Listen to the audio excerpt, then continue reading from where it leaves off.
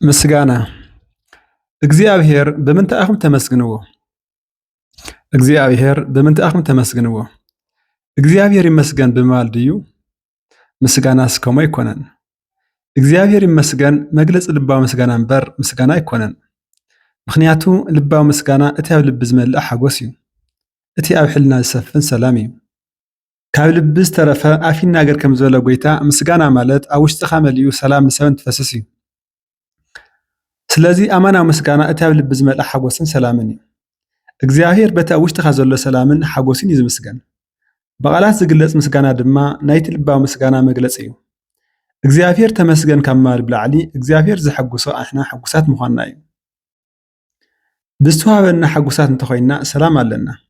ሰላም እንተለና ድማ ሰላምና ንሰብ ይተርፍ። ዝብላዕ ዝኽደን ንሰብ ካብ እንሆ ብላዕሊ ሰላምና ንሰብ እንትተርፍ ይበልፅ። ገጽካ ከም ዋልካ ገረብ ገረብ ፈጢሩ ብዘይ ምስጋንካ ዘለካ ፈጣሪ ከይወስደ ፈሪሕኻ እግዚአብሔር ይመስገን ኢልካ ነገር ግን ሓጎስካን ሰላምካ ንሰብ ብዘይ ምትራፉ ከመይ ኣመስጋን ክትበሃል ትኽእል?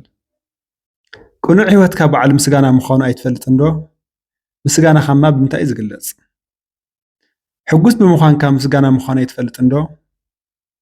ሰላም ብምህላውካ ምስጋና ምዃኑ ኣይትፈልጥን ዶ? እግዚአብሔር እትመስሎ ብተፈጥሮኻ እዩ። ተፈጥሮኻ ኣፍቃርን ተፈቃርን ሓላይን ተሓላይን ወሃውን ተቐባልን ተቐባሊ ሰላምን ወሃቢ ሰላምን እዩ። እዚ ክትኾን ተለኻ እዩ ኣመስጋኒ ክትበሃል ትኽእል። ምክንያቱ እቲ ዝዓበየ ምስጋና ንእግዚአብሔር ምምሳል እዩ። ብቓላት ዝግለጽ ምስጋና ድማ ናይቲ ልባዊ ምስጋና መግለፂ እዩ። ስለዚ ቅኑዕ ህይወትካ በዓል ምስጋና ምዃኑ ልቢ ክትብል ይግባእ። ብቓላት ጥራሕ ዝግለጽ ምስጋና እንተኮይኑ ግን ምስጋናኻ ብምንታይ እዩ ዝግለጽ?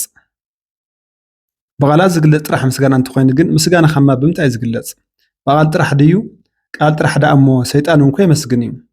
ግን ሰላምን ፍቕርን ሓጎስን የብሉን። ምስጋናኻ መዝሙር ብምዝማር ዶ ይኸውን? ሰብ ብግብርኻ ከማርር ከየመስግን እናገበርካ ምስጋናኻ ከመይ ምስጋና ክኸውን ይኽእል?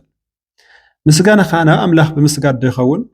ሰባት ብሓይልኻ ብስልጣንካ ክንብርከኹ እናገበርካ ከመይ ስግዳንካ ክኸውን ይኽእል? ምስጋንካ ቅዱስ ቁርባን ብምቕባል ዶ ይኸውን?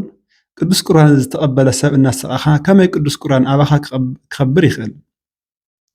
ቅዱስ ቁርባን ዝተቐበለ ሰብ እናሰቓኻ ከመይ ቅዱስ ቁርባን ኣባኻ ክኸብር ይኽእል? ሰላምካ ንሰብ ከይተረፈ እግዚአብሔር ይመስገን እንድሕር ትብል ኣምላኽ ኣመስጊንካ ኣይትፈልጥን ማለት እዩ። ፍልፍል ሰላም ሓጎስ እዩ። ፍልፍል ሓጎስ ድማ ፍቕሪ እዩ። ፍቕሪ ተዘይብልካ ሓጎስ የብልካን። ሓጎስ ተዘይብልካ ድማ ሰላም የብልካን። እዞም ቅዱሳት ባህርያት ከይሓዝካ እንድሕር ተመስግን ሓቀኛ መስገና ኣይኮንካን ማለት እዩ።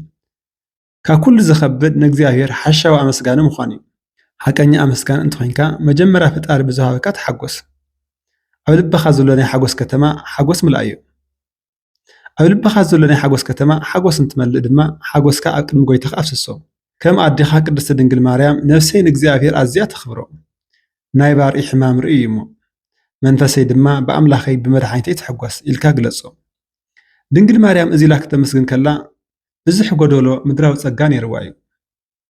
ነገር ግን ዓለም ኩሉ እንተጎደላ ሓደ ፈጣሪ ስለዘለዋ ብቓላ ከም ዝበለቶ ብፈጣሪኣ ሕጉስቲ ነይራ። ሰላምን ፍቕርን ሓጎስን ተዘይብልካ ንጎይታኻ ኣይትነብር ዘለኻ ማለት እዩ። ምክንያቱ ንባዕሉ ዝነብር ልዑል ጎይታ ስለ ዘይብሉ ኩሉ ግዜ ህውኽ እዩ። ለዚ ምስጋናኻ ብሂወትካ ግለጾ። ሕጉስ ብምዃን፣ ኣፍቃሪ ብምዃን፣ ተኣዛዚ ብምዃን ታስ እግዚአብሔር ብምምሳል ምስጋናኻ ግለጾ።